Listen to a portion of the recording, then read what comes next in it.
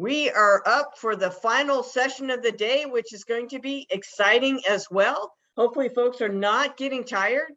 I'm excited about this next session because I met our speaker when he was just a teenager, like many of you. He crashed a SANS conference. That's because he was underage. And he was and still is full of passion, dreams, and skills. When I was planning this program, I thought we must have one of those. What would I tell my younger self? And J.J. Thompson came to mind. He ran with his passions as a teenager and has made an impact on the industry. He's going to share a lot about himself, so I'm going to leave that up to him. But I do have a couple of fun facts, which is like, wow, I didn't know this. So he's actually a dive master. That is pretty cool. I don't scuba dive. I would be afraid of sharks. And his first professional payment in cyber was getting $50 to remove a master boot sector virus for his neighbor. Now, I think that's pretty cool. That was probably a long time ago, and he'll tell you. All right, JJ, take it away. Oh, boy. So can you hear me okay? Just want to do a sound check real quick. Cool. Yeah, I see some comments coming back. Please do ask a lot of questions. I want to make sure that, you know, I make this as fun for you all as possible, especially considering we're hitting the end of the day here. So let me get this thing shared. First off, it's great to be here, and especially with how long I've known Michelle. Michelle actually had a profound impact on my career. So we're going to roll back to kind of when that all happened here. Actually, I'll just jump ahead to that because it's kind of fun. So for me, my first professional payment in the industry was when I was in middle school, and my neighbors wanted to get online with Prodigy to do work from home, and they needed to figure out how to do that when they had a master boot sector virus. So I ended up riding my bike across town and getting some antivirus signatures and rolled back to their house and fixed it. And she gave me $50, which was a huge deal because then I'm paying people like $50 to mow my lawn now, and back then that would be like 10 lawns. So for me, that was a really big eye-opening experience, and that really helped me see kind of what the opportunity in this space would be. But around that little while after that time, then I'd met this guy named Gene Schultz, and he was really great guy, really smart in the industry, definitely a visionary in the space, and he focused heavily on NT security. And he also knew Michelle, and he also knew a guy named Alan Powler from the SANS Institute. And that was kind of where I got my entry point. Was I was headed down an IT system administration's path, and I ended up finding that there was really a great world out there that fit more into my realm. And that was basically, I liked thinking about how systems of things work together, people, process, and technology. I liked thinking about how they could fail. A lot of people in my life, they perceive me to be somebody who nitpicks at everything, and I'm never happy with the outcomes. And that's just because I'm always striving for excellence. And I'm always looking at what could go wrong with this scenario and how do I find a way to control that outcome. And that happens to be quite similar to what cybersecurity professionals do a lot of the time. You're always thinking about what is it that the design of a system or the design of a process is, and then how would you break it so that you can better be in a position to secure it. So that's kind of how I look at the world, and that'll actually tie back here in a minute. So I've been fortunate. This is a pretty boring traditional bio, but what I wanted to say was, look, I've been able to do a lot of things, and I've been very fortunate to push my way through and have really great people who have given me great advice when I needed it. Michelle and a colleague were there at this conference in 1997, the SANS Network Security in 1997. And I was as a high school kid reviewing conference submissions in concert with Michelle, I believe, and Dee Dee and a few other folks who were doing reviews. And basically, I was managing the database and doing other things that no one else wanted to do. In short, they were all very generous to let me get involved. And in doing that, one of the things that they let me do then was come to this conference in New Orleans. And at that conference is where I met Michelle. And Michelle was at that time, and correct me if I'm wrong, Michelle, I believe you were you were the head of the IR team at Cisco, and it had just been formed, and there were 6 people in it. Does that sound right? Yeah, that is about right. And you sat with me for hours in the lobby, you and Doug, and the fire that you lit in me was incredible, and it's never burnt out. And so anyway, at that moment, I decided I was going to focus on cybersecurity and not do this IT administration stuff. And I'm so grateful for that time that you spent with me. In general, my more fun bio is like a sushi menu. I tend to not like looking at the words. I like to see pictures. So for me, this is the way I like to show what I'm up to.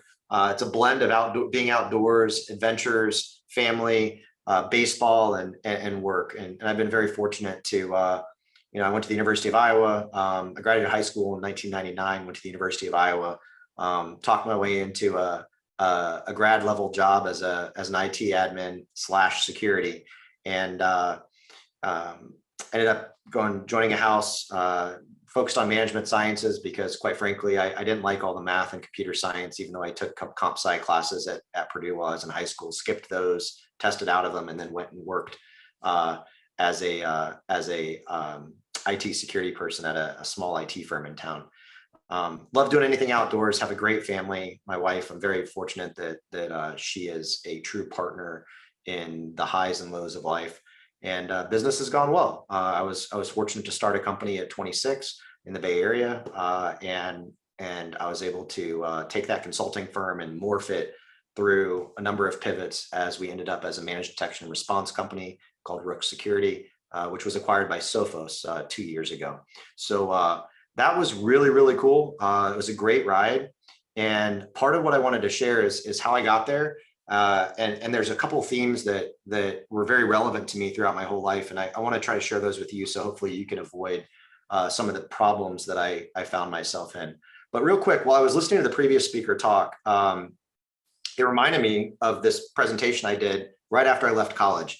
And basically, here was my advice to the students that were in the management science program as to how do you go out and get a job after college. So this is going to sit here for you now. But I wanted to show you that this brand piece and communication were very, very key and things that I consider to be vital to success then, and those have held true now. So here we are. The interest was born. I had I really liked writing code to do things that the system wasn't supposed to do. The first time I wrote something that really made somebody mad was I wrote this SAM stealer program. It was just a batch file that on boot would replace the SAM database inside of a Windows NT machine with the SAM file of my choosing, which basically was me taking over the entire system and being in a position where I could I had full control of all user accounts and passwords. And that was pretty freaking sweet. I really enjoyed that. A buddy, mentor, and friend, Michael Ivey, and I was who I worked for at the time. Definitely had to rein me in a bit because I could have headed down a bit of a different path, but that was pretty sweet. So, all right. So if I had to look back and say, what are the 5 things that were most important to me, and what does that mean to you? These are them. First, your brand is everything. You got to ride the highs, survive the lows, go where you're wanted, but go where you're wanted for being you, not go for where you're wanted for being somebody that's not quite you. Keep it in perspective and know where you're headed. So let's break those down. Your brand is everything. And the funny part about your brand is that you don't own it. It's really a promise of expected outcomes, values, future performance prediction based on past behavior. And that's kind of wild, right? So if you think about the major brands that are out there, what do you think of when you think of Apple? Based on the chat that I saw earlier, that's going to be a hotly contested one. So I'm going to skip that. Let's go to Nike. So, Nike is pretty straightforward. You expect performance. You expect to be able to perform better when you have Nikes on than you do if you're barefoot, right? And so that's the expectation that goes along with it. It makes you run faster, jump higher, whatever it may be. Brands can be distilled into an icon, as you see, or even a letter. If you look at these letters here, some of these are going to stand out. There are going to be things that are quite obvious. In the chat here, can anybody tell me what this C is from? Yep, Caleb nailed it. All right, so Campbell's soup. How amazing is it that we can identify a brand off of just one letter, a stylized letter. That's just how profound branding can be. So what's interesting about branding is that your brand is really what others perceive you to be, which is kind of wild. So a few people might have caught that. So really what you've got to think about is what do you want your brand to be? And then how do you juxtapose that against what others perceive your brand to be? And then in the middle of that is really where the work happens. And that applies to everything in life. That applies to your career, that applies to your family relationships, it applies to how you operate with your friends. If you're on a team, you know, what does your team expect of you? I mean, if you're into gaming, teams evolve into roles. You're going to have a different role depending on what game you're playing. When I play Fortnite with my kids, they're pretty good, and you know, they're at the point now where if we have the best person in the group as the team lead, so we're playing the best people we can, if we're not winning 1 or 2 out of every 3 games, they're not very happy. And it's kind of wild. But what do? I fall back. I just refuse to build. I won't build. I don't want to learn how to build.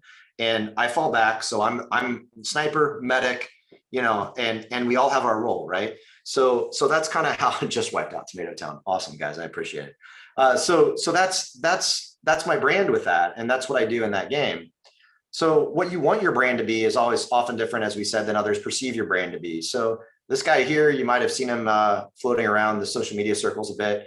You know, he's injected a lot of I don't remember what substance into his arms to get this profound muscular effect. But we all know that that's not through doing the work. He didn't put in the work that this guy did. And so this is what he thinks he is. This is what other people see him as. And it's just important to keep that in consideration. So throw it out there again. You know, you've got 14.8 million likes and 5,600 likes. You know, what is the brand? What is interactions with that brand? What does the promise of value mean? And how does that all interact? All right. So this all ties back to then going where you're wanted. So who you are is going to be how other people perceive you to be. And now you're going to end up in a situation where you have to decide where you want to be and what you want to be a part of. So this side here was kind of me most of my life. There were groups in school that I saw that did this a lot. So this black circle being, you know, let's say the individual, and they would go all in with a group, and they didn't have any interactions with these other groups for the most part. I tended to be somebody who had a little bit in each circle. You know, I was an athlete. I liked debate. I liked, you know, being in student council. I liked all kinds of different things, and I enjoyed being a part of all these different groups. But what I forfeited was the benefits that you get of being fully in a group, and that was interesting, right? So I was wanted in these groups. I went there, but I didn't fit fully in with any of them. And what that's come out as later in life is like, all right, are you all in a fraternity, or are you all in a sorority? Are you all in with a group in college? What are you doing there? Are you with people who value you for you? And are you the best you can be without having to try to fit in too hard? Flip that around to your career. When I was at Ernst Young out of college, I was very grateful to be there. I worked really hard, but I never quite fit. I didn't like following the rules as much. I didn't like being so slow to move. I didn't like the methods that got there. And so I didn't really fit there. And so I ended up needing to go do my own thing differently. And that's when I moved to the Bay Area. So make sure that when you feel that friction, try not to think that it's you. Try to think about how, you know, maybe it's a square peg round hole situation. Maybe you're not where people, you know, you're the same as somebody else, but for some reason they're valuing somebody else better and more. And that's what you're perceiving that you want for yourself, but you're not getting. Go find a group that's going to value you that way. Don't waste your time where you're at. All right. So the next part here was to ride the highs and survive the lows. That phrasing for whatever reason has really stuck with me. I don't even know where I got it, but that's been a big theme for me. So like whether it was in baseball and in school, I played quite competitively in baseball, and got hurt, and that really rocked me a bit. And quite frankly, after that accident, I didn't really ever play the same. And it happens. But that was quite a low for me. You know, a high was when we got Rook into the Inc. 500 in 2014 and stayed very competitive in the Inc. 5000 after that. That was a high. You know, a low was there was a point in the business where we saw a significant drop off in revenues as we went through what's called deconcentration. We had 2 huge accounts that were most of our revenues, and to get ready for an investment or an exit, we needed to deconcentrate, as well as to be able to be in a position where we showed more consistent unit growth as a company. And so looking at that, you know, we had to survive that low, and we did. And in going through what was quite a wild experience, we ended up getting acquired by Sophos in June of 2019. So a lot of highs, a lot of lows, and part of surviving that is really keeping that in perspective. And for me, these are actual excerpts from some notes that I took. I don't know when exactly, but it was basically distilling like, hey, what are the things that are mattering to me, and how do I feel about them right now? They're not all going to go great all the time. There's going to be times when things pop up and you know, you're not feeling so good about how your things are going with your friends, but things are going really great with your family. Or maybe financially things aren't so great, but you're doing really, really well in your career. All those different things are things to keep in perspective, and you know, really make sure that you've got a good grasp on where you're at, and know that it's going to change. It's going to get better. Sometimes it's going to get worse, but it's always going to change. And then this piece is really about kind of knowing where you're headed, kind of, right? There's a whole lot of paths, and being in a position where, you know, when I was in college, I was certain I was going to be an IT security admin. That was what I wanted. I was sure of it. I ended up being an auditor, a security auditor. And that went really well. Thought that was pretty great. And then I got on crisis response teams. I was actually part of the team that responded to the Freddie Mac financial crisis, and one of the first 3 to arrive, and 140 people later, I was one of the last to leave. It was a really, really amazing experience for me. Not something that I thought was going to happen. And so that was a pretty cool thing to think back and see, hey, at each branch along the way, each fork in the road, that could have gone a number of different ways, but here's where I am today. Where's this going to go tomorrow? You know, so I just recently left Sophos after 2 years, and I'm in the midst of starting a new company, and now I've got all these options again. You know, where I am today in this line, you know, which company do we want to build? Which feature set do we want to prioritize? What group do we want to focus on? Could make a huge difference to be in a situation that, you know, hey, are we going to sell a company for 10 million? Are we going to sell it for 100 million? Are we going to sell it for $1 billion? What paths and decisions we take now are going to affect that as we move ahead?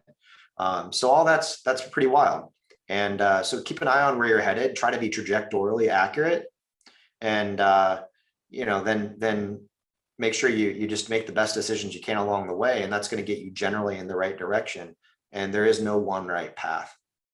So from there, I wanted to leave some time.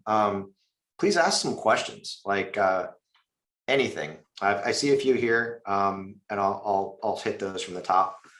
The first one was, how do you know if you're a fit in cybersecurity? Honestly, there is so much in cybersecurity now that anybody can be a fit in cybersecurity, because it just depends on which part of cybersecurity you're going to be in. You know, there's people who are really social, and they tend to gravitate more to sales, consulting type roles. There's people who are really quiet but really good communicators, and they tend to gravitate towards tech writing and marketing roles. There's people, you know, I saw a question earlier about how do you combine your love for coding and cybersecurity, and it's like, man, that's a great opportunity to be able to go write code for a product company potentially. So there's so many different things that you can do. You can find your fit in cybersecurity regardless of what you enjoy. Starting a tech company as a high schooler, it's really hard, but easier today than it's ever been before. Definitely would advise you to find somebody who has started a tech company before, and make sure that you pepper them with as many questions as you can. there tend to be a lot of competitions out there these days, and go throw your hat into the ring for these startup competitions and see what you think. Math. Yeah, math is tough. So I was in kind of advanced math going through middle school and high school. I plateaued out at calc and hated trig. And those were two of the reasons why I went to management sciences. So again, cyber doesn't have to be cybersecurity engineering. It can mean a lot of different things. There's definitely math in the technical engineering side of it, but not so much on some of the other pieces. Why did I use Mac? That's actually a funny question. So growing up, I absolutely hated Mac. I was all Windows, and that was really cool. I actually helped write the Microsoft training curriculum for the MCP back at the University of Iowa, and some other pieces. It was a lot of fun. I loved Windows, but when Mac OS X went over to Darwin and started using a more of a Linux kernel, that was a gateway to me to getting in and being able to harness the power of being able to have some of the simplicity and portability that you get with OS X, and combine that with the power of Linux. So that to me was a no-brainer, and I've never looked back. What cyber job to choose? That's a really tough one. I'm gonna just say that on the cyber job side, you've got to try a bunch of different things out. It's best to get internships and then see what works best for you there. Pen testing as a career. Pen testing is awesome. That'll never go away. It'll morph, but pen testing is a great career choice. You just have to be somebody who can decompose a system, a process, a method into its component parts, and then be able to figure out how to disrupt that. If you're good at that, then pen testing can be a great career choice for you. How did I market myself? And what did I do when I ran into consulting problems that I didn't know the solution to or seemed too far out of my realm of expertise? Brian, that's a really good question. I honestly, so part of my challenge is I tend to think that I do know everything, and that's a strength and a weakness. I haven't found much that I haven't been able to figure out. So from a consulting perspective, I definitely enjoyed problems that didn't seem to be solvable, and I really liked solving them. So from that end, it definitely wasn't. There weren't too many things that I found that I wasn't able to break down in its component parts and make meaningful progress in communicating what needed to happen to organizations. So I haven't really run into that situation too much on the consulting side. Diving. Yeah, so I love diving. Diving is such a great thing. What do I wear a dive watch? And if so, what dive watch do I wear? Yeah, I wear a Scuba Pro dive watch. There's a titanium one that's super light, and I use that one. It's not what I would pick if I was going out today. I'd probably switch over to the Garmin, but that's a great technology. Hey JJ, so can you put up the slide that I think it was slide 6 that listed your 5 things? Yeah, sure. Yeah, that's a good one for some people can just look at those on there. And we'll go back to questions. So there's one up here about, and you maybe answered a little bit, but how do you go about the process of making your own security company? A lot to answer, but are there any resources you could point people to or anything getting started? I mean, I've seen high school kids and college kids start their own consulting company or security related company. Any advice there? Yeah, there's a cheesy marketing saying it's all about getting the dogs to eat the dog food, and the idea there is that the dog food's your services and the dogs are your clients, right? So what do you have to do to get to the dogs? Make sure that you can tell them and describe it in a manner what you're going to do for them, that you understand a problem that they have, or go through a discovery exercise with them to find out the problems that they have, and then come up with a meaningful way to explain how you think you can help them solve those problems. The hardest part is getting the first customer. And so oftentimes you need to do that for free and do that with somebody that you know and a family member or a friend. And then from there, once you've done that, you take that story and then you go share that story with other people. That tends to be the best way to get started. Okay. Hey, JJ, this has been awesome. And these 5 things, I'm making the assumption that when you started out way back, it wasn't that long ago, 20 whatever plus years, that you didn't really know these 5 things. These are what you learned on the road. These are what you learned through the highs and through the lows, when somebody thought your brand was this and your brand was that. So this is like the way I look at these 5 things, and why I wanted it up, is the audience like capture these. These are really things to think about. And so what would be the one thought that you want to leave this audience with as they go forth? These are the bright young adults. These are the cream of the crop in the first batch who have the potential to go places should they choose to do that. What would be the one advice that you would offer to them? I'd close that with that last slide, actually. And this one's a interesting one. This hits right at the soul for me at times, unfortunately. And that is that oftentimes it's not what you're trying to accomplish, and it's not what you have accomplished, and it's not what you will accomplish. It's basically, what do people perceive what you're doing to be? And the perception matters sometimes more than production, which is completely antithetical to everything I was told growing up. My family was all here in Indiana, very focused on production, output, quantification of value. And what I've learned along the way is that even when you are right, it doesn't matter if you are right. It matters if you've helped other people see the answer that helps them the best without making them dislike you. And that's oftentimes a lot harder. When you're younger and you're trying to prove yourself, you often want to show everybody how smart you are. So be careful of that, because your role at the table isn't to show everybody how smart you are. You're already smart enough to be at the table. Now your role is to help them be successful with what their goals are and what they are accomplishing. And through their success, you will be successful.